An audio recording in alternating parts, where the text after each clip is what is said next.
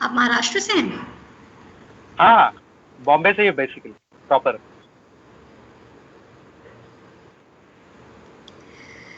नमस्ते, मेरा नाम रुक्मिणी सेन है और आप देख रहे हैं मीडिया विजिल। आज हम लोग बात करेंगे एक बहुत ही जीवंत इशू पे, एक ऐसा इशू जिस पे हम लोग सभी थोड़ा बहुत सोच रहे हैं, सभी थोड़ा बहुत पढ़ रहे हैं, ना चाहते हुए भी। और वो है हमारे देश के जो मजदूर हैं, लगभग कल मैंने एक वेबिनार में सुना और इसको सही कर सकते हैं हमारे आज के गेस्ट डॉक्टर राहुल सपकर, जो Tata institute of social sciences में पढ़ाते हैं और लेबर स्टडीज़ ही पढ़ाते हैं। उनका जो स्कूल है Tata institute of social sciences का, मैनेजमेंट और लेबर स्टडीज़ का, वहाँ पे पढ़ाते हैं।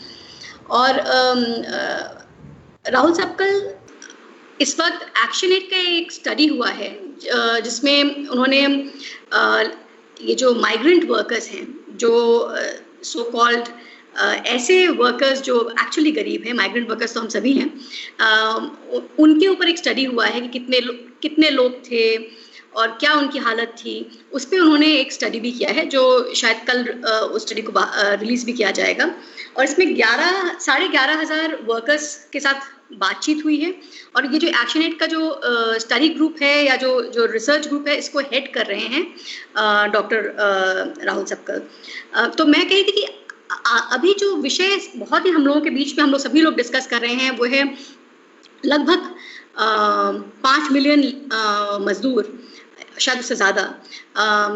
इस वक्त आपने उनको देखा है, कई लोगों को देखा है सड़क पे चलते हुए, जो बड़े शहरों से अपने घर की तरफ चल के गए हैं, जिनके पास ट्रांसपोर्ट भी नहीं था। हम उन मजदूरों के बारे में बात करेंगे और हम लोग बात करेंगे कि क्यों इतने सारे मजदूरों को, इतने सारे सो कॉल्ड माइग्रेंट वर्कर्स को बड़े शहरों से वापस अपने गांव की तरफ जाना पड़ा मुश्किल के वक्त में, एक पैंडेमिक के वक्त में, जिस वक्त एक्चुअली हम जहाँ पे वो काम कर रहे थे उस काम की जगह को, उस कार्यस्थल को, उस ऑफिस को उनको सपोर्ट करने की ज़रूरत थी। तो मैं सबसे पहले स्वागत करती हूँ राहुल जी का। नमस्ते। मैं आपसे पूछना चाहती हूँ कि थैंक यू। तो ये जो ये दृश्य तो हम सभी के दिमाग में घूम रहा है कि छोटे छोटे बच्चे, महिलाएं अपने बच्चों का हाथ पकड़ते हुए बड़े शहरों से अपने गांव की तरफ चलते हुए चले गए।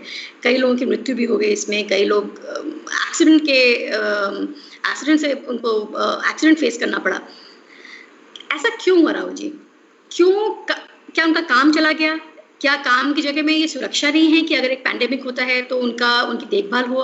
आखिरकार प्रधानमंत्री ने भी कहा था कि नौकरी किसी की नहीं जानी चाहिए, रेंट सभी का पे होना चाहिए। तो क्या कारण था कि इतने लोग गांव की ओर चले गए वापस? रुक्मिणी जी, थैंक यू ये सवाल के लिए। पैंडेमिक से ज्यादा पैंडेमिक के इम्पैक्ट से मुझे लगता है कि लोगों के जीवन शैली में और उनके वर्ल्ड ऑफ वर्क में, उनके काम में ज्यादा इम्पैक्ट हुआ है। और इससे एक चीज पता चली कि हमारा जो असंगठित क्षेत्र है, जो 90 से ज्यादा तबका है, उसकी जो बुरी और बेहाल हालत थी, ये इस पैंडेमिक से उभर कर ज्यादा आ गई। जो हम लोग उनको बोलते थे कि वो कभी गवर्नमेंट के रजिस्ट्रार में दिखाई नहीं देने वाले वर्कर थे, जो माइग्रेंट वर्कर थे, जिनका कोई दस्तावेज नहीं हुआ करता था, वो उनकी परेशानी सबसे ज्यादा उभर कर आ गई। क्योंकि हमारी इकोनॉमी में जो वर्कर और जो लेबर की समस्या थी, जिसको लॉ प्रोटेक्ट करना चाहिए था, वो इनफ नहीं होने के कारण इनकी समस्या और ज्यादा गहरी होती गई। और जब वर्कर ने देखा कि अरे उनका कोई होप नहीं रहा है, सब कुछ बंद हो रहा है, महामारी के कारण सारे जो मौके थे रोजगार के, वो अचानक से ठप हो गए रातों रात, तो कहा जाए ये जो अनसर्टेनिटी थी, इससे भयभीत होके लोगों के पास एक ही उपाय था कि वो पलायन करे। और वो पलायन एक ही जगह पे कर सकते हैं कि जहां से वो आए। महामारी का इम्पैक्ट तो सभी क्षेत्रों में हुआ है, सभी प्रकार के लाइक नौकरशाह पे हुआ है। लेकिन उसका सबसे ज्यादा इम्पैक्ट हुआ है कि जिसके पास कुछ नहीं था, जिसके पास कोई सोशल सिक्योरिटी नहीं थी, जिसके पास कोई रोजगार का प्रमाण नहीं था, जिसके पास कोई कानूनी कुछ एक्सेस जो नहीं था, जिससे वो बोल सकता था कि मैं इस कंपनी का और इस क्षेत्र का वर्कर हूँ, इनके ऊपर ज्यादा इम्पैक्ट हुआ कि समवेयर हमारा जो इकोनॉमिक ग्रोथ प्रोसेस चला है, जो डेवलपमेंट को तो उसने प्राधान्य दिया, अर्बनाइजेशन को भी प्राधान्य दिया, लेकिन जो उसका एक समक्ष भाग होता है, जो जो वर्कर होता है, उसको हम लोग ने कभी भी प्रायोरिटी नहीं दिया है, जिसके बदले मैं आपसे एक सवाल पूछूंगी यहाँ पे कि क्या लेबर राइट्स हैं इन मजदूरों के पास जो अनऑर्गेनाइज सेक्टर से आते हैं, असंगठित हैं, उनके पास क्या लेबर लॉज हैं हमारे देश में? हमारा जो कानून है लेबर लॉज का, वो आप देखोगे कि वो बहुत सारा कानून 1950 से पहले, मतलब कि at the time of independence के टाइम बना हुआ था, लेकिन आप जब देखोगे कि वो जब कानून का विस्तार होते गया तो सिर्फ वही कानून लगा गया कि जो रेगुलेटेड इंडस्ट्री में है, जैसे सरकारी नौकर हो गए या रजिस्टर एम्प्लॉयर हो गए या रजिस्टर यूनिट्स हो गए, उन्हीं को कानून लगाया गया। तो उसमें दो कानून महत्व है, एक तो फैक्ट्रीज एक्ट जो डिफाइन करता है कि कौन सी फैक्ट्री के ऊपर वो कानून लगेगा या नहीं लगेगा, और इंडस्ट्रियल डिस्प्यूट एक्ट जिसमें इंडस्ट्री डिफाइन की जाती है कि किस इंडस्ट्री पे वो और किस क्षेत्र में वो कानून लगेगा या नहीं लगेगा। जैसे जैसे हमारा इकोनॉमी बढ़ते गई और हमने क्लोज इकोनॉमी से हम लोग ने 1991 में जब रिफॉर्म लाए और अपनी इकोनॉमी को ओपन किया और हम लोग ने बोला कि नहीं, हम लोग ग्लोबलाइजेशन के माध्यम से अपने सारे इंडस्ट्रीज को डीरेगुलेट करेंगे, तब उसका इम्पैक्ट सबसे ज्यादा दिखाई आ गया, क्योंकि जो स्मॉल नंबर ऑफ पीपल थे, कम तबका था जिसके पास वो लेबर राइट थे, वो और कम होते गए और ऐसा तबका बढ़ गया कि जो काम तो कर रहा था, एक सरकारी एक संस्था में काम कर रहा था, लेकिन वो संस्था रजिस्टर नहीं थी, इसकी वजह से उसका काम करने का और लेबर राइट्स भी रजिस्टर हो गए, जिसके वजह से अगर चाहे भी तो वो नहीं हो सकता था। जो एम्प्लॉयर के ऊपर एक जिम्मेदारी होती है, जो उनके मालिक होता है उनके ऊपर वो जिम्मेदारी होते है, वो जिम्मेदारी कहीं ना कहीं वो कम होते गई और वर्कर और ज्यादा कमजोर होते गया। तो अभी हमारे पास दो ही कानून है, अनएम्प्लॉयमेंट सोशल सिक्योरिटी एक्ट 2008 का जो कानून था, जो यूपीए 1 के टाइम पे बनाया गया था, जहाँ पे केंद्र सरकार और राज्य सरकार अपने हिसाब से सोशल सिक्योरिटी, मतलब कि अपने कंट्रीब्यूशन से सोशल सिक्योरिटी जो असंगठित क्षेत्र के मजदूरों को देगी और उसमें एम्प्लॉय कंट्रीब्यूशन भी होगा। लेकिन आप देखोगे कि पिछले 10 साल में जिस तरीके से एक सरकारी खजाने से इन मजदूरी के ऊपर पैसा खर्चा होता है वो बहुत कम होते गया है। दूसरा, एम्प्लॉय का जो कंट्रीब्यूशन होता है वो भी कम होते गया कि महंगाई इतनी बढ़ रही है, वो बेचारा खुद वो बेचारा खुद अपना फैमिली नहीं सरवाइव कर सकता है, अपने खुद की जरूरतें नहीं कंप्लीट कर सकता है, तो फिर वो कंट्रीब्यूशन क्या देगा। और दूसरा कि उस स्कीम में थोड़े से स्ट्रक्चरल डिफॉल्ट है, एजेंसी कौन होगी, उस कानून को हम कैसे लागू करेंगे, इसके वजह से उस चीजों के ऊपर ज्यादा ध्यान नहीं दिया गया। जब हम लोग आप देखो कि ये समस्या कैसी है, हमने तो इग्नोर कर लिया, लेकिन हमने इतना इग्नोर कर लिया कि ये समस्या बहुत बड़ी हो गई। जैसे हम बोलते हैं कि अगर तुम्हें कुछ खरोच आती है तो आप उसके ऊपर जल्दी से जल्दी दवाई लगा दीजिए ताकि वो खरोच बढ़ नहीं जाए। हमने सोच लिया कि ठीक है ये आगे जाके होगी, या फिर हमने एक सरकार से दूसरे सरकार के ऊपर डाल दिया, एक डिपार्टमेंट से दूसरे डिपार्टमेंट पे डाल दिया, और हम लोग ऐसे इग्नोरेंस में चले गए कि ये समस्या इतनी उजागर होकर बाहर आ गई कि जिसको अभी कंट्रोल करना भी मुश्किल है। तो यहाँ अभी एक सीधा साधा सवाल है कि सरकार को क्या करना चाहिए था? सरकार का दायित्व क्या है लेबर के प्रति, चाहे वो ऑर्गेनाइज्ड हो, चलिए ऑर्गेनाइज्ड तो भी भूल ही जाते हैं, जो हमारा असंगठित इतना बड़ा तबका है, कितना बड़ा तबका है राहुल जी, कितने लोग हैं असंगठित काम करने वाले? सेंसस के अनुसार क्या है?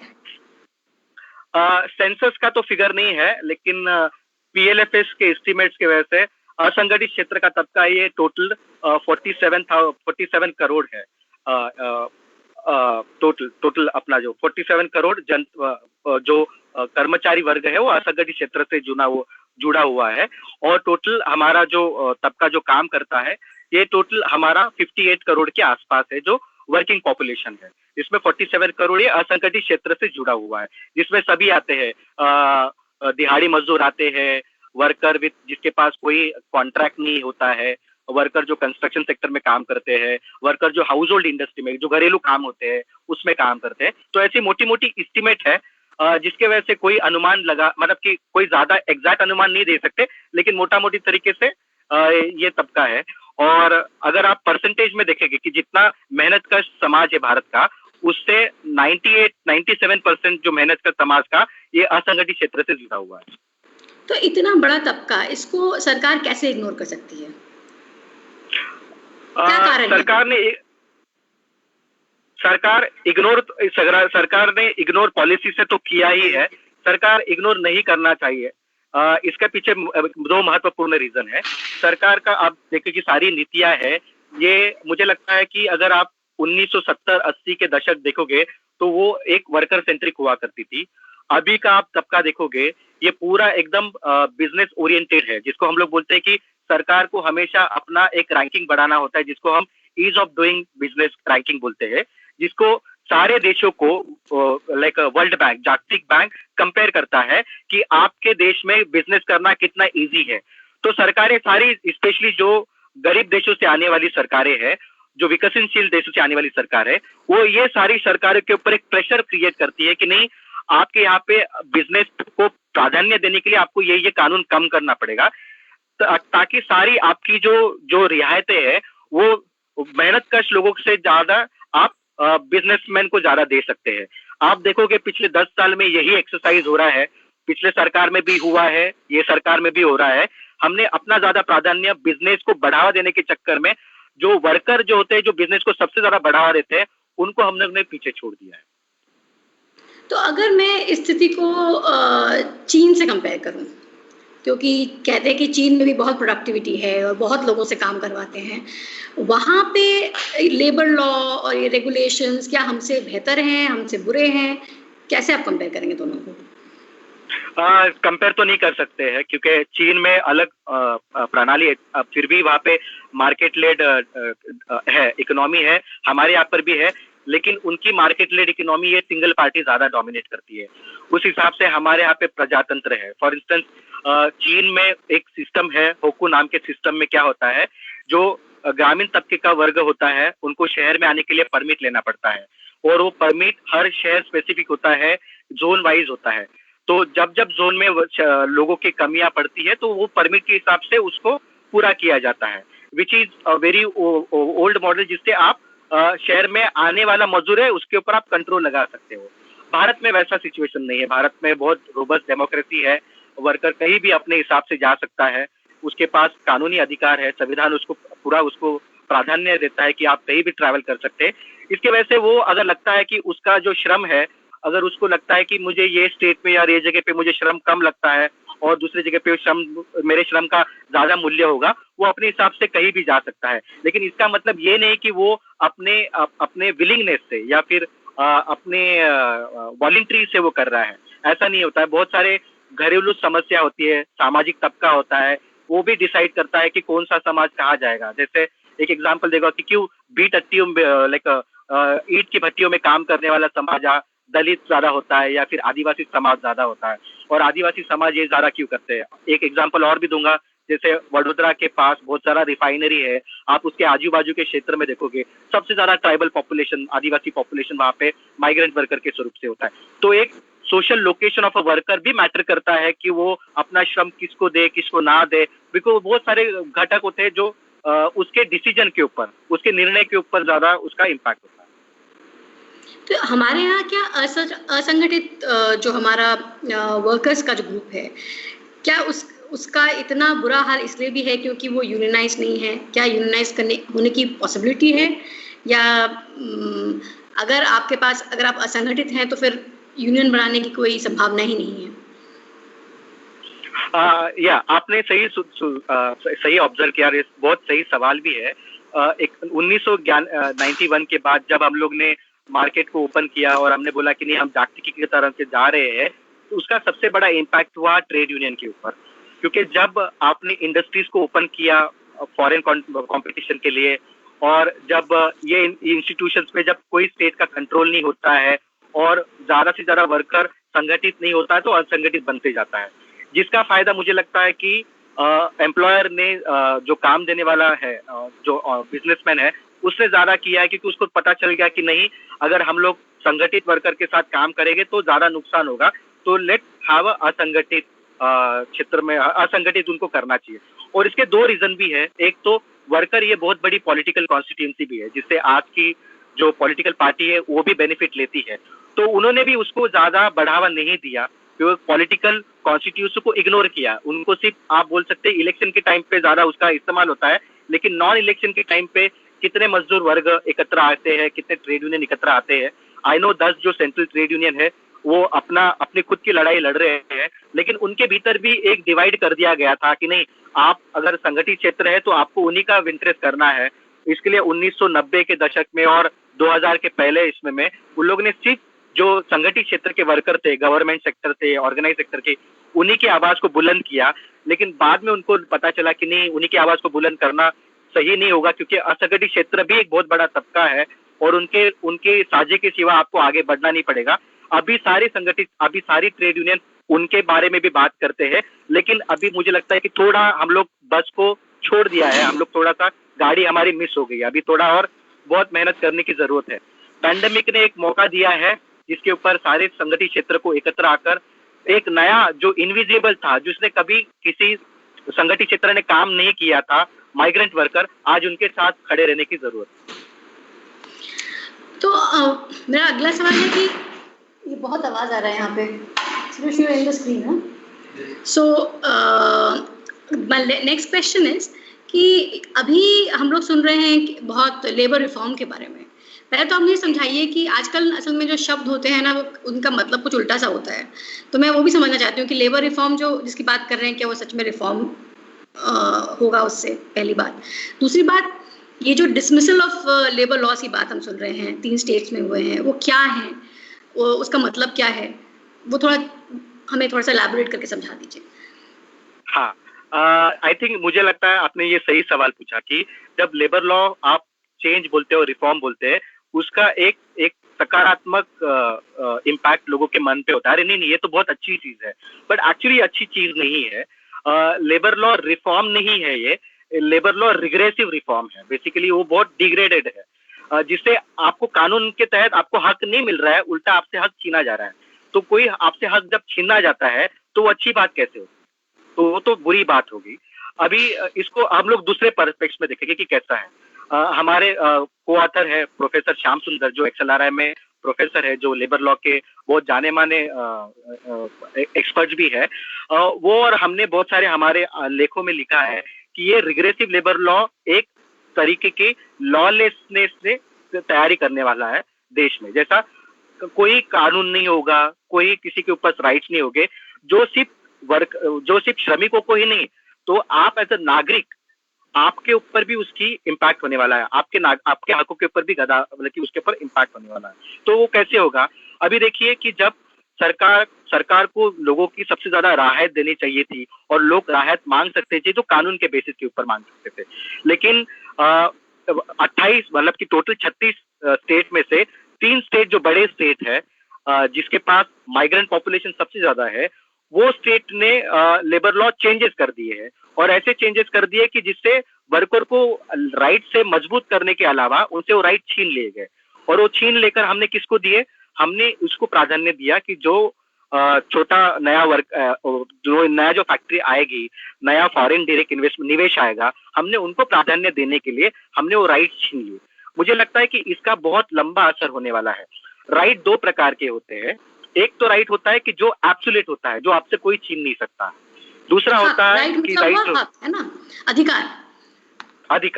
अधिकार होता है, जो मूलभूत अधिकार होता है। 2 होते हैं कि जो आपसे कोई छीन नहीं सकता है। दूसरा होता है कि जो आप किस तरीके का काम करते हैं उसी के ऊपर पड़ता है। ये कानून के बदलाव के वक्त अधिकार जो आपसे छीने गए हैं, ये मुझे लगता है मूलभूत अधिकार ही छीन लिए गए हैं, जिसका इम्पैक्ट ऐसे होगा कि आप कोई भी संगठन में क्षेत्र में काम करो, भले वो हजार्डस इंडस्ट्री हो या फिर निर्माण क्षेत्र हो या फिर सर्विस इंडस्ट्री हो, घरेलू काम हो, आपसे काम करने का मुझे लगता है वो हक छीना जा रहा है स्लोली, क्योंकि फिर वो आपके ऊपर इसका नेगेटिव इम्पैक्ट होगा। दूसरी चीज, जब आपसे वो कानून छीना गया था, तो आप कोई भी क्षेत्र में काम करो तो आपके ऊपर कोई भी अन्याय होगा, जैसे आपके ऊपर आपका तनख्वाह नहीं टाइम पे दी गई है, आपका एक्सीडेंट हो गया है, तो आपके पास कोई लीगल रिकोर्स ही नहीं होगा कि आप जाके कोर्ट में जाके अपील कर पाओ क्योंकि ये सस्पेंशन भी ऐसे टाइम पे आया जब पूरे देश में महामारी चली हुई हो, पूरे देश में एपिडेमिक एक्ट लगाया हुआ था, तब जाके ये कानून बदलाव आ गया। मुझे लगता है कि ये ओवरराइडिंग इफेक्ट रहने वाला है कुछ टाइम के लिए, और मुझे पता नहीं अभी बहुत जल्दी होगा कि इसके ऊपर कोई टिप्पणी देना, क्योंकि अभी जस्ट शुरुआत हुई है। तो इसमें क्या क्या अधिकार छीने गए वैसे? क्या इसमें जैसे 8 घंटे की नौकरी, क्या उससे ज़्यादा काम करवा सकते हैं, या फिर क्या सेफ्टी का जो आपने बोला, क्या ऐसा है कि सेफ्टी की कोई मतलब सेफ्टी को हम केटर नहीं कर रहे हैं, ऐसा बोल सकता है एक इंडस्ट्री? क्या एग्जैक्टली कौन से राइट्स खत्म किए जा रहे हैं इसमें? इस कानून के बदलाव से मुझे लगता है कि हमने सबसे बड़ा उल्लंघन किया, क्योंकि हम सभी जनता को पता है भारत एक फाउंडिंग मेंबर है। जब ILO इंटरनेशनल लेबर ऑर्गेनाइजेशन की स्थापना हुई थी, डॉक्टर बाबा साहब अंबेडकर के नेतृत्व के अंदर हमने ILO को फाउंडिंग मेंबर बनाया गया था, क्योंकि उस डेलीगेशन में BR अम्बेडकर भी थे, और बहुत बड़ी थी, क्योंकि एक देश को जहाँ पे हमारे यहाँ पे सबसे ज्यादा श्रमिक वर्ग है, हमको उसका मेंबर बनना था। तो ILO का 2 बड़ा कन्वेंशन का उल्लंघन हुआ है, जो बाइंडिंग है, हमारे ऊपर लागू है। एक तो था कि यहाँ पर लेबर इंस्पेक्शन का कन्वेंशन था कि लेबर इंस्पेक्शन होगा, क्योंकि तभी स्टेट कोई भी सरकार है, राज्य सरकार है, केंद्र सरकार है, फैक्ट्रीज में चलने वाली कोई भी इरेगुलरिटीज है, वायलेशन है, उसको हम लोग रोक सकते थे। इस कानून के बदलाव से जो एनफोर्समेंट मैकेनिज्म होता है, मतलब निर्बंध लागू के कानून जो सरकार के पास होते थे, सरकार ने वो खुद गवा दिए, जिससे एनफोर्समेंट बहुत ढीला हो गया है। दूसरा था कि बहुत सारे कन्वेंशन थे, जैसे आप 8 घंटे के ऊपर काम नहीं कर सकते थे, वो तो ह्यूमन राइट्स के भी खिलाफ है, मानवीय हक के भी खिलाफ है, जिसको ऊपर सबसे बड़ा गदा आ गई कि आपको अलाउड कर देगी, देखिए आपको करना पड़ेगा काम, लेकिन आपको तनख्वाह पूरी नहीं मिलेगी। कोई स्टेट में बोला है कि हम लोग न्यूनतम जो उसका तनख्वाह है उस हिसाब से देंगे, कोई बोला कि हम लोग एवरेज दे देंगे, जिस हिसाब से वो काम करता है। लेकिन ये एक वायलेशन ही है, आप बढ़ावा दे रहे हैं किसी भी वर्कर को, आप 8 घंटे से ज्यादा काम करो। इसका इम्पैक्ट ऐसे होगा, जो वर्कर एक सवाल आपसे यहाँ पे पूछ चाहती हूँ कि जब आप कहते हैं कि मिनिमम वेज आपको मिलेगा, इसका मतलब क्या हुआ कि सिर्फ मिनिमम वेज ही मिलेगा, या मैं नेगोशिएट कर सकती हूँ आपसे कि इससे थोड़ा ज्यादा भी मुझे मिलना चाहिए? क्योंकि मिनिमम वेज तो बहुत कम वेज होता है एक्चुअली। हाँ, मिनिमम वेज मतलब न्यूनतम दर, जिसके नीचे आप दे नहीं सकते हैं, उसके ऊपर आप बार्गेन करके आप ले सकते हैं, लेकिन बार्गेनिंग पावर ही लोगों के पास कम है। जब मेजॉरिटी ऑफ श्रमिक वर्ग के पास, क्योंकि उनके लिए कोई बात करने वाला, कोई ट्रेड यूनियन नहीं होगा एम्प्लॉयर से बात करने के लिए, और एम्प्लॉयर बोलेगा कि नहीं हम लोग क्यों बात करें, क्योंकि तुम्हारा कोई रिप्रेजेंटेटिव है नहीं, तब उसके चक्कर में कोई निगोशिएशन बार्गेनिंग हो ही नहीं सकता। तो न्यूनतम इतना तो देना चाहिए। लेकिन ऐसी बात है कि जब पिछले साल एक डिस्कशन आया था, अभी की मौजूदा सरकार ने जब हाई लेवल कमिटी बनाई थी न्यूनतम दर के लिए, प्रोफेसर अनूप सत्यापति कमेटी रिपोर्ट, जिसने बहुत अच्छे एस्टिमेट दिए थे कि हर श्रमिकों को 378 रुपीज हर वर्कर को मिलेगा। लेकिन हमने क्या कर दिया कि वो उस कमेटी के रिकमेंडेशन को सरकार के लेबर डिपार्टमेंट ने सीरियसली नहीं लिया, और अभी वो सिर्फ रिकमेंडेशन ही रह चुका है। मुझे लगता है कि अभी अगर सरकार को ये श्रमिक वर्गों को अगर बचाना है, उनके हित में कुछ काम करना है, तो सबसे ज्यादा इम्पोर्टेंट है कि उनको न्यूनतम वेज दर दिया जाए। बहुत सारे तज्ञों ने एस्टिमेट दिया है कि वो 6,000 से लेके 18,000 की रेंज में हो सकता है, और वो अब जब से देंगे तभी जाके इकोनॉमी को रिवाइव होने में, उसको फिर से अपनी पोजीशन में आने के लिए वो बहुत लाइक सहूलियत मिलेगी। तो राहुल जी, आपने 11,500 लोगों से बातचीत की एक्शन एड का जो आप लोगों ने स्टडी किया उसके अंडर में, क्या आप लोगों का फाइंडिंग क्या था? आप लोगों ने बातचीत करके आप लोगों को क्या पता चला? उस फाइंडिंग का हम लोग ने प्रीकर्सर ऑलरेडी हमने बिहार स्टडी में दिया था। बिहार में हमने कुछ 177 लोगों से, श्रमिकों से बात की थी, और फिर सोचा था कि क्योंकि उस टाइम पे जब सर्वे कर रहे थे तब लोग निकल चुके थे शहरों से, वो ऑन द जॉब थे, और कुछ लोग पहुंच भी गए थे। तो रफ एस्टिमेट बताता हूँ, क्योंकि अभी हमारा नेशनल रिपोर्ट कल आने ही वाला है, तब उसमें हम लोग पूरा डिटेल में तो बात करने वाले हैं। एस्टिमेट है ऐसा कि 80 से ज्यादा % लोग हैं जो असंगठित क्षेत्र में काम करते हैं, और जो प्रवासी मजदूर है 80 से ज्यादा % लोगों के जॉब लॉसेस हुए हैं। हम लोग बोलेंगे उनका पूरा निर्धार का सामग्री पूरा चला गया है। उससे ज्यादा उनसे ऊपर एक दूसरा भी इम्पैक्ट आप देखोगे जो बिहार स्टडी में और पब्लिक डोमेन में अवेलेबल है, सबसे ज्यादा है कि उन्हीं के ऊपर जो कर्जे की लाहौलियत थी वो सबसे बढ़ गई है।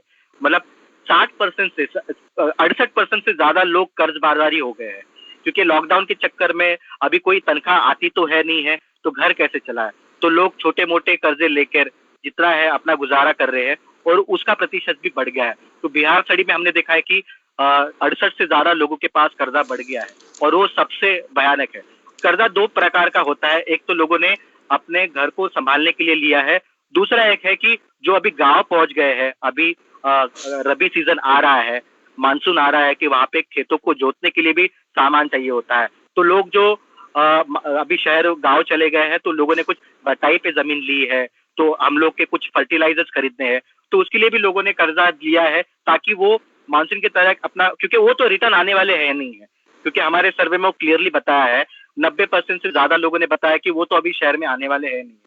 लेकिन अभी एक सहूलियत मिल गई है कि नहीं, हम जाके गांव में जो है जिस पे काम करेंगे, तो जिसके पास जमीनें के छोटे छोटे है, जैसा मेजोरिटी लोगों के पास 1 एकड़ से कम है, बोले कि हम लोग एटलीस्ट कुछ करके हम लोग कुछ अपना गुजारा कर लेंगे, या अगर नहीं होता है तो हम लोग नरेगा में जाकर काम। तो नरेगा से मैं एक सवाल पूछूंगी कि नरेगा ने जैसे एक आपका गांव में और रूरल एरियाज में एक तरह का श्योरिटी दिया है गरीब वर्कर्स को कि यहाँ पे काम है, यहाँ पे आप आके आप काम कर सकते हैं। अगर ऐसा कुछ शहर में होता तो क्या आपको लगता है कि शायद कम लोग जाते वापस, या ऐसा एक अर्बन प्लानिंग भी होना जरूरी है? हाँ, आई थिंक मुझे लगता है कि ये इशू आया था, मतलब कि अभी नहीं, वो 10 सालों से हमारे जो डेवलपमेंट सेक्टर में या फिर लेबर सेक्टर में काम करने वाले जो एक्सपर्ट है, जो एनजीओज है, थिंक टैंक्स है, उनसे बात करते हुए थे, जो एक्टिविस्ट है, तो हमारा मुझे लगता है कि यही मतलब अभी है कि एम्प्लॉयमेंट गारंटी स्कीम जो एक टाइम पे पूरे भारत में थी, मतलब कि कुछ स्टेटों में थी, वो लागू होनी चाहिए, आप शहरी हो या फिर आप ग्रामीण क्षेत्रों में हो। अभी नरेगा तो है कि जिससे 100 दिन की रोजगार से जो कुछ गांव के गरीब तबका है उसको बेनिफिट मिल जाएगा, लेकिन बहुत बड़ा तबका है जो अभी गरीब हो गया है ये महामारी के कारण, वो शहरों में भी है, तो उस तबके का क्या करे, क्योंकि अभी तो इंडस्ट्री जल्दी रिवाइव होने वाली नहीं है, वो तबका क्या करेगा, तो अपना खाना पीना छोड़ देगा क्या, क्योंकि अगर वो खाना पीना छोड़ देगा तो वो और ज्यादा प्रॉब्लम बढ़ जाएगा। तो उनका कंजम्पशन कम ना होने के लिए यहाँ पर भी एम्प्लॉयमेंट गारंटी स्कीम शहरी भागों में भी लानी चाहिए। और बहुत सारी संस्थाएं हैं, जैसे लाइक अजीम प्रेम जी ने भी अपने रिपोर्ट में कहा है, एक्शन एड भी इन प्रिंसिपल इसको सपोर्ट करती है कि नहीं होना चाहिए है, वर्किंग सॉलिडारिटी ग्रुप है, वर्किंग पीपल चार्टर है, ऐसे जो ग्रुप है उन लोग भी इसी को सपोर्ट करते हैं कि नहीं, अभी एक मौका आया है कि हमें अर्बन गारंटी प्रोग्राम एक्ट होना चाहिए, ताकि ग्रामीण भाग शहरी भागों में भी जो तबका अभी जो गरीबों के रेखा के नीचे जाने वाला है और जा चुका है, उनको कोई राहत मिल सकती। क्या ये जो इतने लोग अभी गांव में गए और फिर यहाँ पे भी आपने बताया कि 3 स्टेट में डिसमिसल ऑफ लेबर लॉज हुआ है, इन सब को देख करके क्या कुछ ऑर्गेनाइजेशंस कोर्ट्स में गई हैं? मुझे पता चला कि सुप्रीम कोर्ट में कुछ केसेस हैं, हाई कोर्ट में अपैरेंटली कुछ केसेस, तो क्या केसेस हम लोग लड़ रहे हैं वहाँ पे, इसके बारे में थोड़ा बताइए, जिससे क्या तीन चार टाइप के लिटिगेशन गए हैं। एक तो जहाँ पे इस कानून को लगाया गया था कि वहाँ पे सेंट्रल ट्रेड यूनियन और सामाजिक संस्था है जो इस मुद्दे पे बहुत लंबे दरसे से काम कर रही है, उन्होंने अपने रिस्पेक्टिव हाई कोर्ट्स में पिटीशन डाले हैं, जिसके अभी पेंडिंग कुछ जगह पे, जैसे कर्नाटका में आ गई उसकी हियरिंग। उन्होंने बताया कि ये सही बात नहीं है, बट कुछ ऐसी जगह भी है जहाँ पे कुछ ऐसी स्टेट भी है जहाँ पे अभी हियरिंग बाकी है। एक 2-3 बड़े लेवल पे जो संगठन है, जो नेटवर्क ऑर्गेनाइजेशन है, उन्होंने भी सुप्रीम कोर्ट में उसकी PIL फाइल की है। मुझे लगता है कि मैटर अभी नेक्स्ट वीक पेंडिंग है, वो आ जाएगा। तो उसमें प्रशांत भूषण जी है, इंदिरा जयसिंह जी है, बड़े बड़े लॉयर है जो श्रमिकों के साथ हमेशा रहे हैं। तो हमारा जो वर्किंग पीपल्स चार्टर है उसमें बहुत सारे लेबर एक्सपर्ट्स है, ट्रेड यूनियन एक्टिविस्ट है, सीनियर लोग है, उन्होंने पिटीशन फाइल की है और बहुत अच्छा पिटीशंस में आंकड़े भी साझा किए हैं ताकि सरकार उसके ऊपर जवाब दे सकते हैं। लेकिन वो मैटर अभी सब्जुडाइज है तो इसके लिए उसके ऊपर टिप्पणी करना अच्छी बात नहीं है, लेकिन प्रयत्न तो चालू है। मुझे व्यक्तिगत तरीके से ऐसा लगता है कि कानून के तहत सुप्रीम कोर्ट में तो जाना एक बात है, लेकिन मुझे लगता है कि अभी ट्रेड यूनियन ने भी थोड़ा सा एक पब्लिक एक्शन के तहत ज्यादा ध्यान देना चाहिए, लोगों में संवेदनशीलता जगानी चाहिए। इवन सभी तबके के लोगों के साथ बात करके एक सरकार के ऊपर डायलॉग करना बहुत इंपॉर्टेंट है, क्योंकि बिना डायलॉग से सरकार उसके ऊपर निवारण नहीं कर सकती है। तो मुझे लगता है कि वो भी बहुत जरूरी है कि हम लोग कोर्ट से तो रियायत लेंगे ही, लेकिन सरकार से भी जाके रियायत मांगने की अभी टाइम आया है और सरकार के ऊपर भी उनका एक उत्तरदायित्व बनता है कि इन सारे सवालों के जवाब आपको देने पड़े। क्या सरकार का ये भी दायित्व बनता है कि वो लेबर से बात करे, माइग्रेंट वर्कर्स या वर्कर्स इन जनरल से बात करे? बातचीत की भी तो एक जगह होनी चाहिए ना, जहाँ पे हम बात करते हैं कि नहीं, हम इकोनॉमी को प्रोत्साहित कर रहे हैं, इसलिए आप सबसे गरीब वर्ग जो है उसके हक हम ले रहे हैं। तो इसमें कोई किसी तरह की बातचीत होती है या वर्कर समुदाय क्या चाहता है, इसकी कोई जानकारी होती है? तो कहाँ, और अगर होती है तो किस तरह से सरकार को वो जानकारी मिलती है? आई थिंक मुझे नहीं लगता कि सरकार अभी कोई डायलॉग कर रही है। मे बी सरकार को तो सभी पता है, क्योंकि वही ऐसी एजेंसी है जो ग्रास रूट लेवल तक उनकी आंखें हैं, वो सब समझती है। लेकिन वो मुझे पता नहीं कि क्यों बोलने के लिए इतना हिचकिचा रही है। आई थिंक यही मौका है कि जब पूरे विश्व में लीडिंग कंट्री जो है, जैसे स्कैंडिनेवियन कंट्रीज हो गई है, जर्मनी हो गया है, वहाँ के प्राइम मिनिस्टर अपने वर्गों के साथ, अपने श्रमिक वर्गों के साथ खड़े होकर वो बहुत सारा रिलीफ पैकेज जाहिर कर रहे हैं, उनके लिए प्रावधान कर रहे हैं। मुझे लगता है कि हमें भी, अगर हम लोग ग्लोबल मॉडल फॉलो करते हैं तो एक अच्छा ग्लोबल मॉडल भी है कि जैसे एंजेला मार्केल ने ओपनली 2 हफ्ते पहले अपने जितने भी माइग्रेंट वर्कर थे उनके लिए स्टेटमेंट जाहिर किया था कि वो उनके साथ है, उनके जॉब लॉसेस के लिए वो उनके प्रयत्न रहेगी और उनके लिए इनकम गारंटी प्रोग्राम भी लागू किया गया था। जब हम लोग बाकी 2 कंट्रियों से हम लोग इतना सीख लेते हैं तो ये भी सीखना बहुत जरूरी है कि अभी सरकार ने वर्कर के साथ, श्रमिकों के साथ इतना खड़े रहकर बात करने की बहुत जरूरी है और डायलॉग बहुत जरूरी है, क्योंकि सरकार का आंकड़ा अभी हमने आज देखा कि आज मिनिस्ट्री ऑफ लेबर ने जो आंकड़ा दिया है, माइग्रेंट वर्कर की संख्या सरकार का कोड से 21 लाख है पूरे भारत में। वो मुझे लगता है कि सरकार खुद को ही कॉन्ट्राडिक्ट कर रही है, क्योंकि ये बहुत कम नंबर है। सरकार का खुद का ही सेंसस का डेटा जो 45 करोड़ बोलता है, तो 21 लाख क्या है? उसमें से सबसे शॉकिंग लगा मुझे जो बंगाल में है 10,000 माइग्रेंट वर्कर है। महाराष्ट्र जो स्टेट में मैं बिलोंग करता हूँ, वहाँ पे 1 लाख माइग्रेंट वर्कर है। मुझे लगता है कि ये बहुत अंडर एस्टिमेटेड रिपोर्ट है, कोर्ट्स है, जिससे मुझे लगता है कि सरकार की पॉलिसी मेकिंग में कोई बेनिफिट नहीं होगा। और सरकार के पास डेटा है और सरकार के पास अच्छे लोग भी है। सरकार, मुझे लगता है कि उनसे थोड़ा सा हेल्प लेके अगर सरकार को डायलॉग फॉस्टर करना है तो जितने ट्रेड यूनियन मेंबर है, 11 ट्रेड यूनियन मेंबर ने सरकार को डेलीगेशन भेजा है, तो सरकार उस डेलीगेशन से ऊपर एक बार पढ़ ले, ताकि सरकार अपनी पॉलिसी मेकिंग बहुत रोबस्ट कर सकती है और लोगों के साथ डायलॉग हो सकती है। मुझे लगता है कि माननीय प्रधानमंत्री जी ने अपनी मन की बात में वो हमेशा लोगों से एड्रेस करते हैं। मुझे लगता है कि ये एड्रेस 1-to-1 डायलॉग, मुझे लगता है कि श्रमिक वर्ग है जो अलग अलग तबके से अपना एक्सप्रेस कर रहा है सोशल मीडिया पे, उनसे एक बार तो डायलॉग करके देख लीजिए।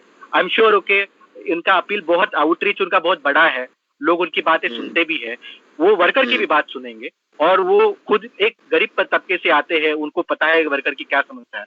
तो वो एक बड़ी पहल हो जाएगी कि एक बड़ा नेता अगर वर्कर की बातें रखता है तो वर्कर को भी एक अच्छा फील होता है कि नहीं, हमने जिस नेता को चुनकर दिया है वो हमारे बाजू से बात कर रहा है। मैं आपके पास फिर से ये सवाल मैं पहले पूछ चुकी हूँ, पर मुझे लगा शायद मैंने आपको वहाँ पे टोका भी था। क्या ये फैक्ट्री एक्ट क्या है एग्जैक्टली? थोड़ा समझाइए हम लोगों को। और ये जो लेबर लॉज का जो डिसमिसल हुआ है वो फैक्ट्री एक्ट के अराउंड क्या हुआ है, थोड़ा सा और किस तरह के 2 तरह के लेबर लॉज जो असल में डिसमिस हुए हैं वो किस तरह से या बदले गए हैं, वो क्या है एग्जैक्टली? श्रम कानून, बेसिकली आप देखोगे श्रम कानून का जो निचोड़ है वो 3 कानून के आधार पे है।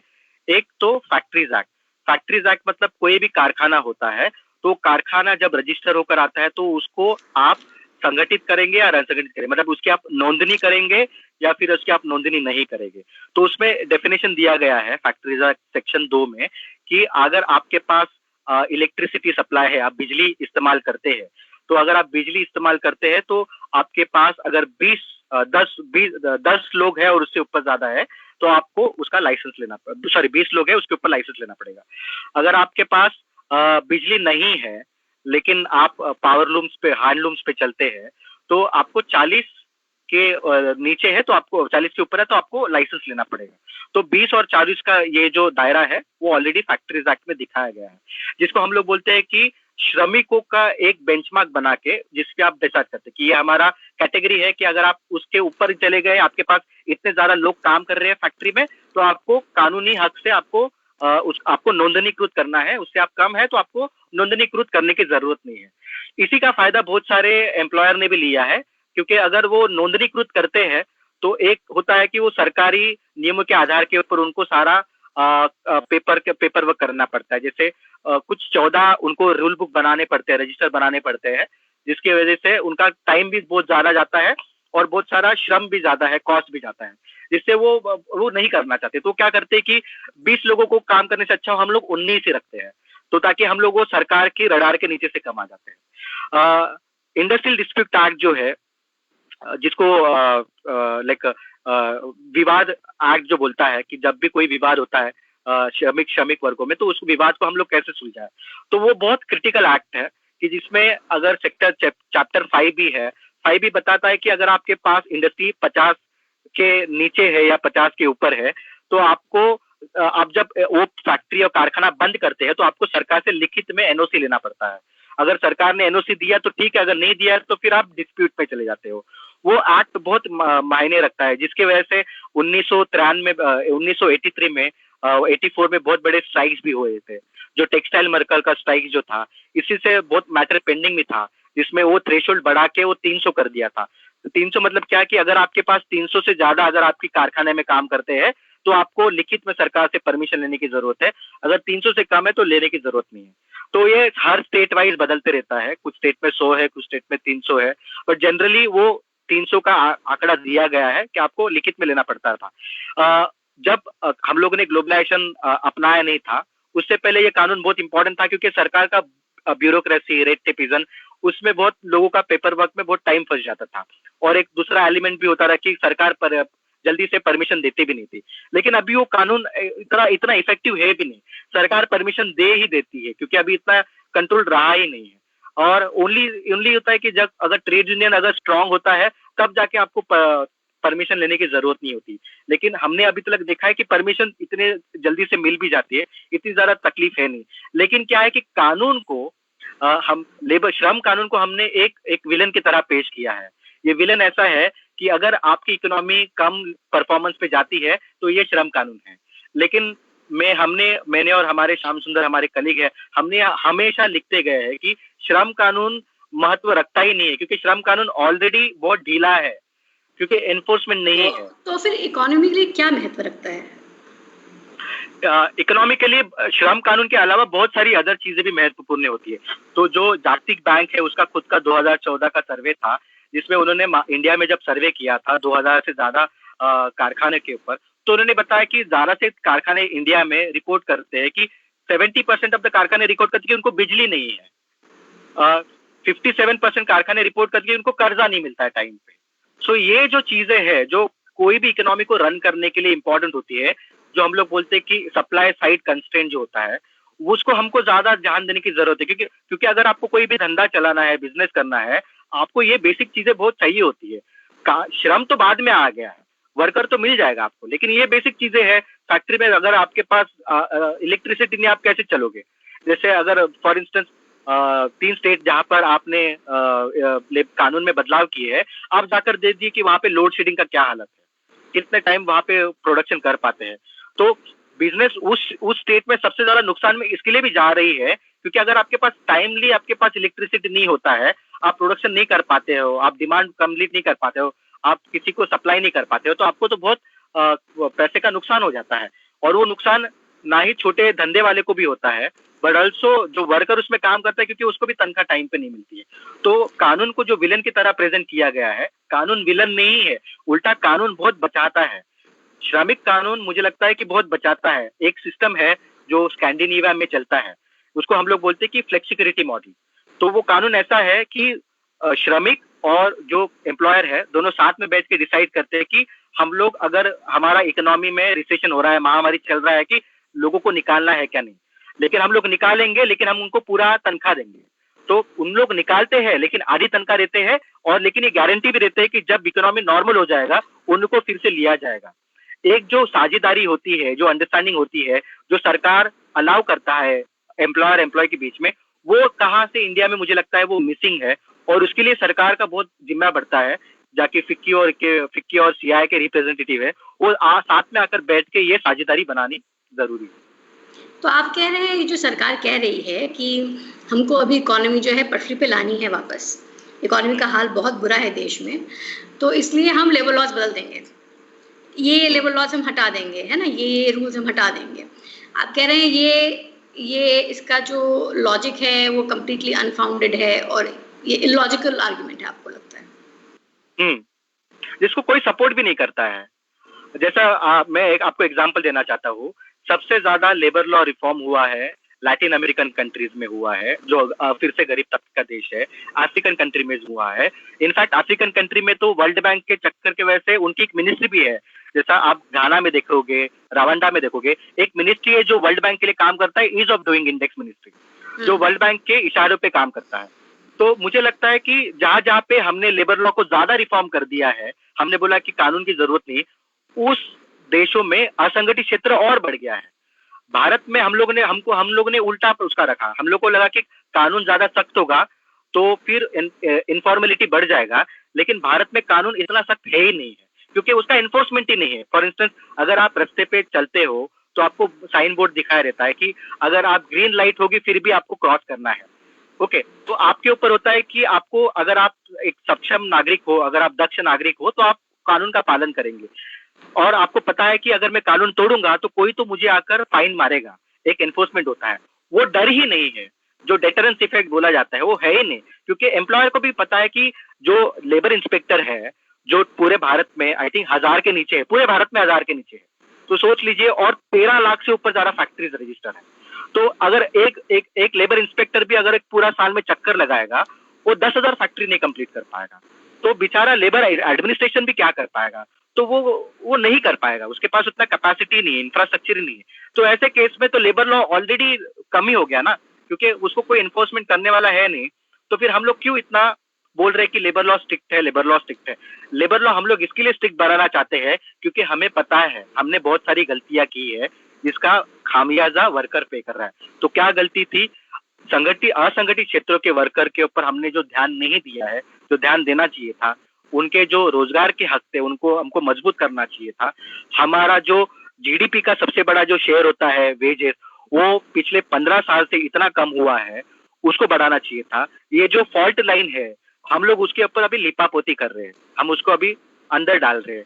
इसके लिए हम लोग उसके ऊपर ब्लेम करें कि नहीं एम्प्लॉयर लॉ, एम्प्लॉयर कठिन है। बाकी ऐसा कुछ नहीं है। आप किसी भी एम्प्लॉयर से पूछ लो, या फिर अगर आप पूछ लो कि आपको धंधा करना है तो आपको तकलीफ होती है, ओनली 17% लोगों ने बताया है, वर्ल्ड बैंक और इसमें भी, और हमारे बहुत सारे आर्टिकल में भी देखा है, वो बोलते कि हाँ लेबर एक प्रॉब्लम है, लेकिन इतना बड़ा प्रॉब्लम नहीं है।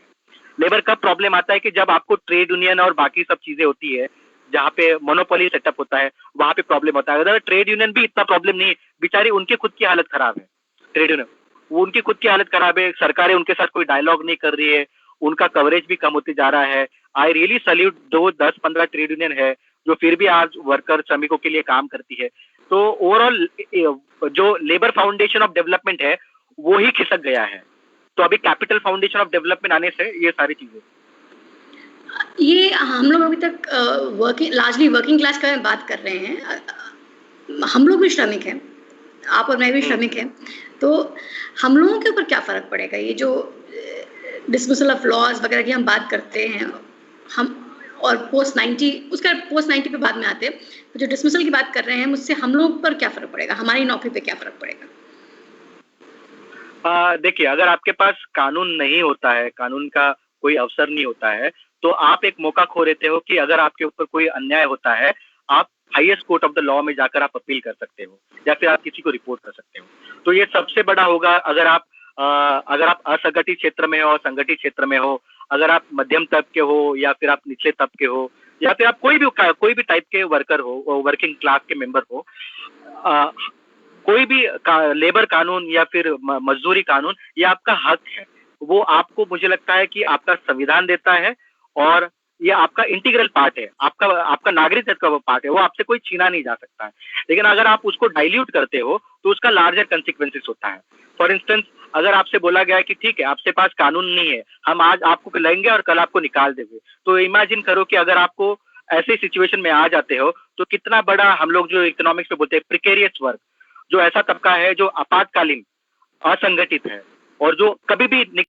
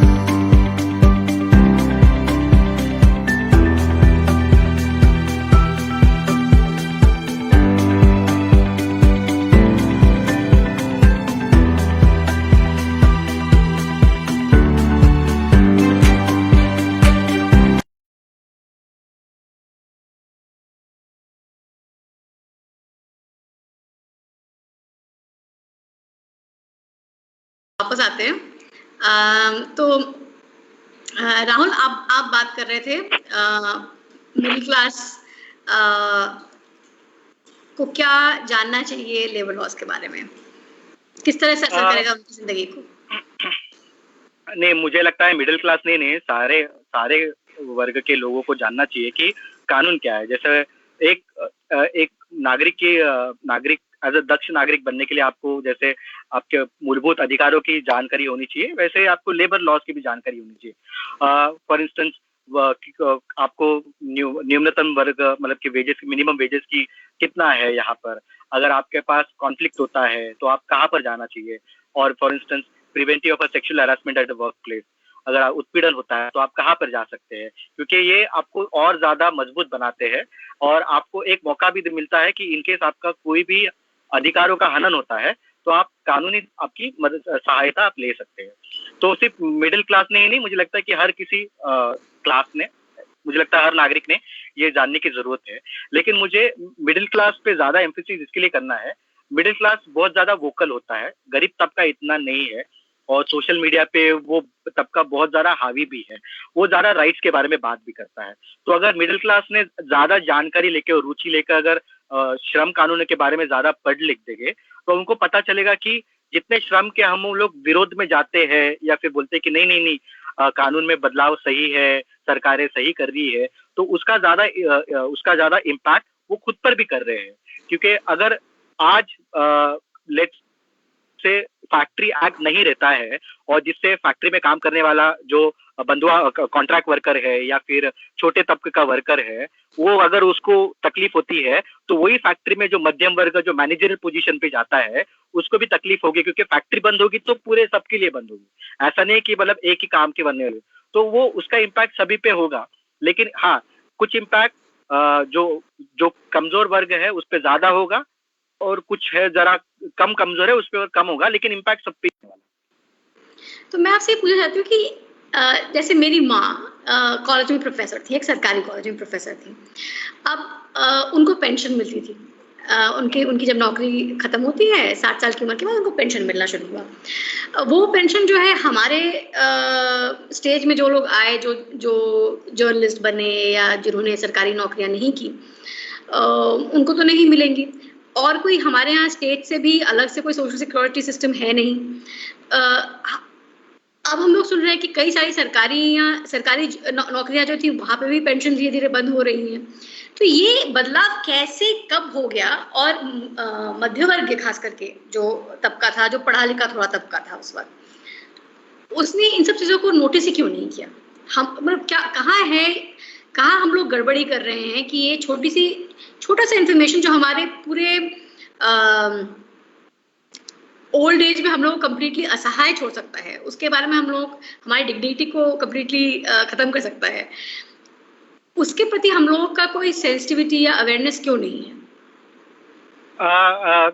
इसके पीछे दो कारण है। क्योंकि आप देखोगे जिस तरीके से सरकारी क्षेत्र में रोजगार के अवसर कम होते गए हैं तो लोगों ने ये मानकर चल दिया गया कि नहीं, सरकारी क्षेत्र में अभी कोई मतलब कि कोई फ्यूचर है नहीं है क्योंकि वहाँ पे अवसर कम है, तो हम लोग प्राइवेट सेक्टर की ओर जाएंगे। लेकिन आप देखोगे और रवीश जी ने एनडीटीवी पे पूरा एक सीरीज भी चलाया था कि जॉब सीरीज में कोई भी सरकारी पद का अनाउंसमेंट होता है, लाखों में उसके एप्लीकेशंस आते हैं। आज भी फिर भी लोग, मध्यम वर्ग हो या फिर गरीब तबका हो, वो आज भी सरकारी नौकरियों को प्राधान्य देते हैं, क्योंकि एक चीज की वजह से सरकारी नौकरियां लेबर राइट कानून के तहत बहुत बड़ा एक सिक्योरिटी रहती है जो प्राइवेट सेक्टर नहीं देगा है। जो 1990 के बाद जब प्राइवेटाइजेशन की पूरी भरमसा आ गई थी, उस टाइम पे बहुत सारा एक मध्यम वर्ग ऊपर आ गया था, क्योंकि बोलता था कि नहीं, सरकारी क्षेत्र में तनख्वाह कम है, रेटिफिकेशन ज्यादा है या बाबू की लाइफ है। लेकिन अभी वही मिडिल क्लास क्षेत्र जो प्राइवेट सेक्टर में काम करता है वो बोलता है कि नहीं, हमारी हालत उनसे अभी बहुत खस्ता हो गई है क्योंकि हमारे पास कोई कानून नहीं है। तो जो एक टाइम पे जो प्रेज करने वाला था, आज उसी टाइम पे वो सरकारी नौकरी को प्रेज करता है। लेकिन सरकार अभी ज्यादा नौकरियों के प्रावधान नहीं दे पा रही है। दो कारण है, क्योंकि सरकार का जो FRBM एक्ट है जो सरकार के ऊपर एक निर्बंध लाता है कि आप अपने खर्चे का 3% से ज्यादा आप रेवेन्यू एक्सपेंडिचर पे नहीं कर सकते हैं, जिससे सरकार के हाथों के ऊपर एक अंकुश आ जाता है उस थ्रेशोल्ड के ऊपर सरकारें खर्चा नहीं कर पाती है। दूसरा ऐसा है कि सरकार के अंदर ये लिबरलाइजेशन के बाद ही सारी सरकारों में आया है कि हमको सरकार ने एक प्राइवेटाइजेशन की तरफ एक प्यार भरा रुझान भी एक देखा है कि उनको प्राइवेटाइजेशन प्रमोट करना बहुत अच्छा भी लगता है। मैं एज अ अर्थतज्ञ मुझे कोई प्रॉब्लम नहीं है, लेकिन मैं बोलता हूँ कि आप प्राइवेट और पब्लिक सेक्टर दोनों को साथ में बराबर लेकर चलो और ऐसा उस पर कॉम्पिटिशन मत करो। प्राइवेट सेक्टर की अपनी क्षमता है, पब्लिक सेक्टर की अपनी क्षमता है। जैसा पब्लिक सेक्टर की क्षमता है वो डिफेंस में अच्छा स्ट्रांग है या फिर वो केमिकल फर्टिलाइजर्स में अच्छा स्ट्रांग है, जिसपे सरकार के बहुत सारे स्ट्रेटेजिक एरियाज पे जा रहा है, तो आपको उसको रखना ही है। जैसा अगर इमेजिन करिए अगर रेलवे को हम लोगों ने प्राइवेट कर दिया तो उसका इम्पैक्ट कितना होगा, जो ऑलरेडी अटेम्प्ट चल रहा है उसका इम्पैक्ट तो सारे वर्कर के ऊपर होगा। क्या इम्पैक्ट होगा? तो प्राइवेट क्षेत्र तो अपने मुनाफे के ऊपर चलता है, सरकारी क्षेत्र का मुनाफा ये बढ़ेगा नहीं होता, क्योंकि सरकारी क्षेत्र ये कॉन्स्टिट्यूशन में भी लिखा हुआ है। सरकारी क्षेत्र जो डायरेक्टिव प्रिंसिपल्स का पार्ट है जिसपे शेड्यूल 7 और 8 में बताया गया है कि सरकारी क्षेत्र का इस्तेमाल होता है कि लोगों की जरूरतें पूरा करना है, ना ही प्रॉफिट कमाना है। तो लोगों की जरूरतें पूरी करना है, उसमें कोई भेदभाव नहीं करना है, ये सरकारी क्षेत्र का काम है। और सरकारी क्षेत्र इसके लिए भी एग्जिस्ट करते हैं। अगर वो अवसर प्राइवेट क्षेत्र को दिया जाता है या किसी खासगी क्षेत्र को दिया जाता है तो मुनाफे में चली जाएगी, वो तो मुनाफा कमाने के चक्कर में, जिसका मुआवजा सभी लोगों को भरना पड़ेगा। तो उसमें क्या बुराई है, मुनाफे में चली जाएगी? इसको थोड़ा एलैबोरेट करके समझाइए कि अगर मुनाफा फोकस हो जाता है तो क्या आम आदमी की तरफ नजर, या आम आदमी जो है जो शायद आजकल की भाषा में सब्सिडाइज रेट में ट्रेन पकड़ता है, उसको उसको नुकसान हो रहा है? क्योंकि अगर आप सिर्फ कहते हैं कि मुनाफे की तरफ चली जाएगी तो एक पूरा तबका है हमारे देश में जो बोलेगा इसमें क्या प्रॉब्लम है। नहीं, मुझे कोई प्रॉब्लम नहीं है। मुझे लगता है कि मुनाफा होना अच्छी बात है, वो तो एक अच्छा एक पॉजिटिव इंडिकेटर है जो बताता है कि हमारी आर्थिक व्यवस्था कितनी बढ़ रही है। लेकिन वो मुनाफा कितना नीचे तलक घुसता है, जैसा अगर आप बोलते हो ट्रिकल डाउन इफेक्ट है, तो मुनाफा ऐसा भी नहीं होना चाहिए कि कुछ 10 या 15 इंडस्ट्रियलिस्ट और टॉप मोस्ट बिजनेसमैन है, इंडस्ट्री है, वो ही पूरा मुनाफा कमा रहे हैं, उसका इम्पैक्ट कोई नहीं आ रहा है। हमारा एक खुद का स्टडी बताता है, जो ग्रॉस डोमेस्टिक प्रोडक्ट है, जो अपना पूरा इकोनॉमी का साइज है, उसमें जो वेजेस है उसका प्रोपोर्शन 43 से कम होकर अभी 19% आ गया है। मतलब जो श्रमिक वर्गों का जो जीडीपी में शेयर होता है, जिनकी उनकी हिस्सेदारी होती है, वो 47 से लेकर अभी 19 तक आ गई है, 19% आ गई है। वेराज जो प्रॉफिट शेयर है, मुनाफा का जो तबका है, मुनाफा का जो हिस्सेदारी है, वो बहुत बढ़ गई है। इससे एक बता रहा है कि पूरे समाज में एक इनइक्वालिटी बढ़ती जा रही है, भेदभाव बढ़ते जा रहा है, और कुछ तबका है जो अमीर से अमीर होते जा रहा है। जो ऑक्सफैम का रिपोर्ट हमेशा बताता है कि इंडिया में कितना इनइक्वालिटी बढ़ रहा है, जो भेदभाव बढ़ते जा रहा है।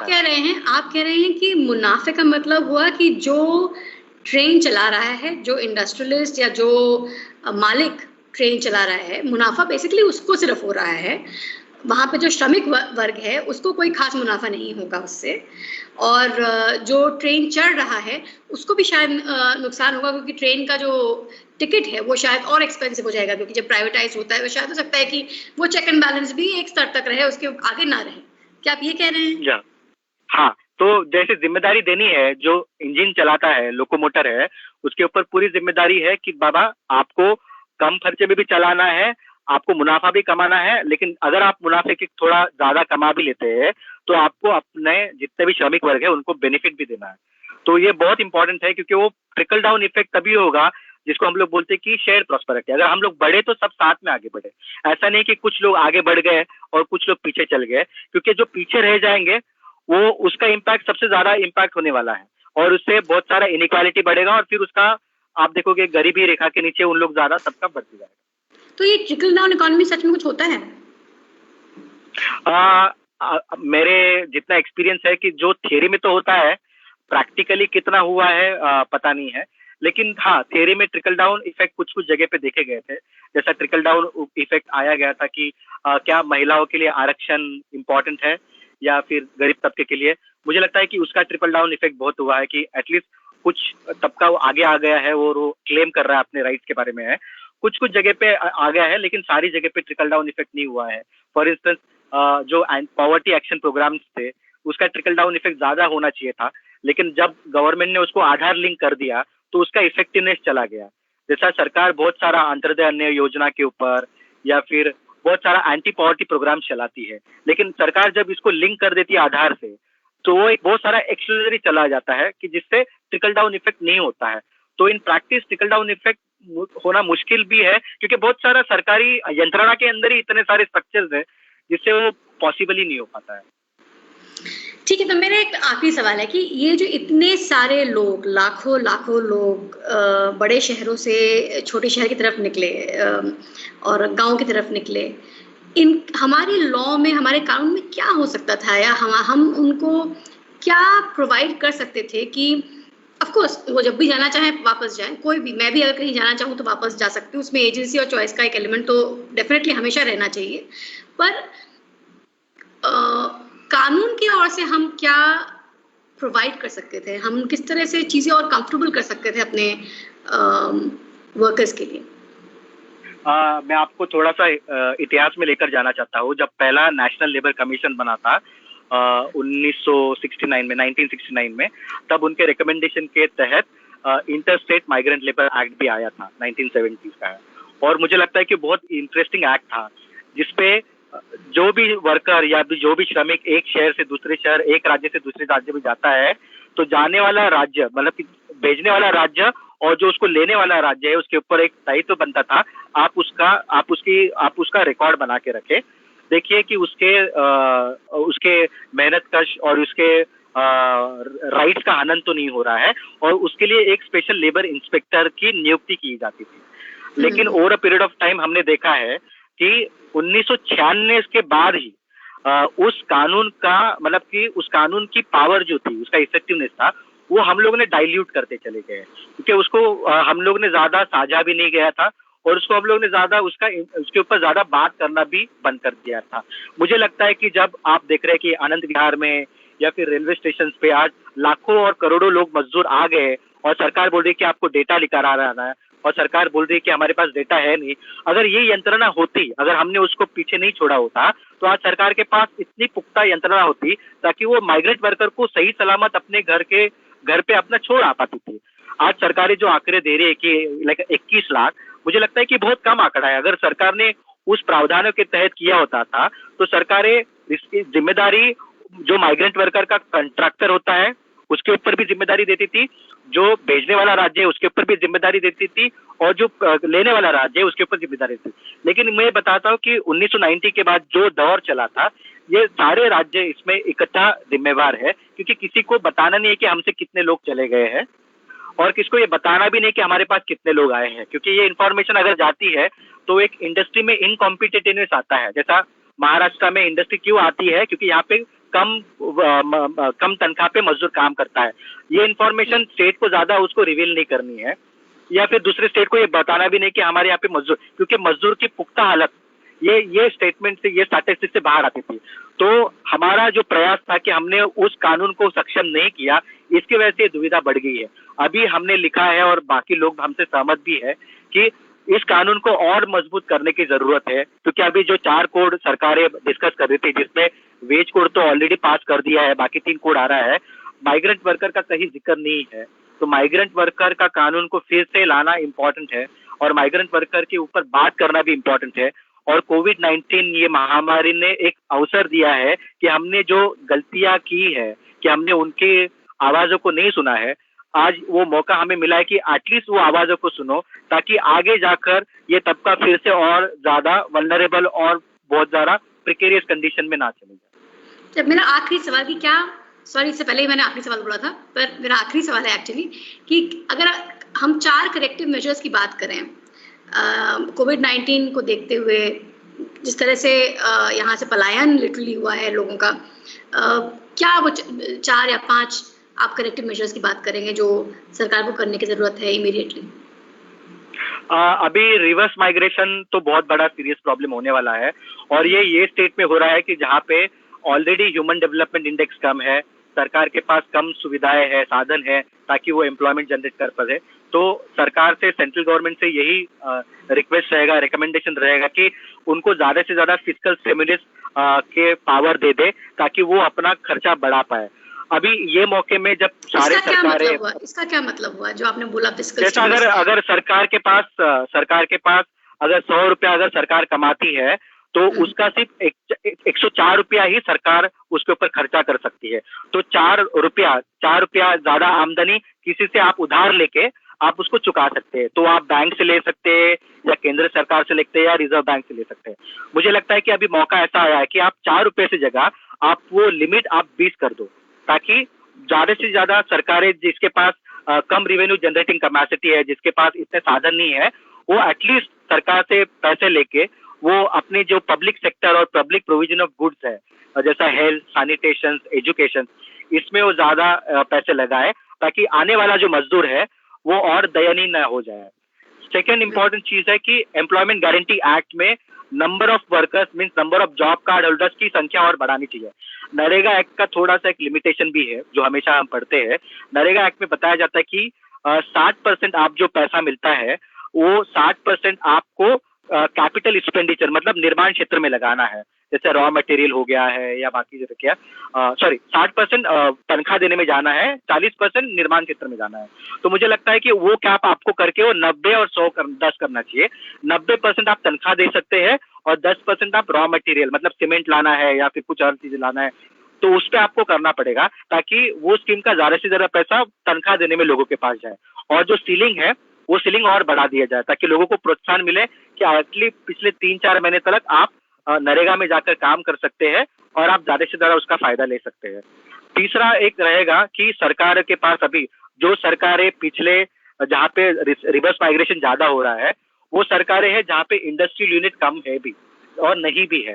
सरकारें ने इंस्टेड ऑफ कानून को बदलने से अच्छा है ऐसी सुविधाएं लेकर आए जो वहाँ पे बंद पड़ी हुए कारखाने हैं और जो नए कारखाने हैं सरकार उनको खुद जाके पैसे आगे से दे दे, उनके लिए कानून लोन के प्रावधान करे ताकि ये अपना जीडीपी बढ़ सके।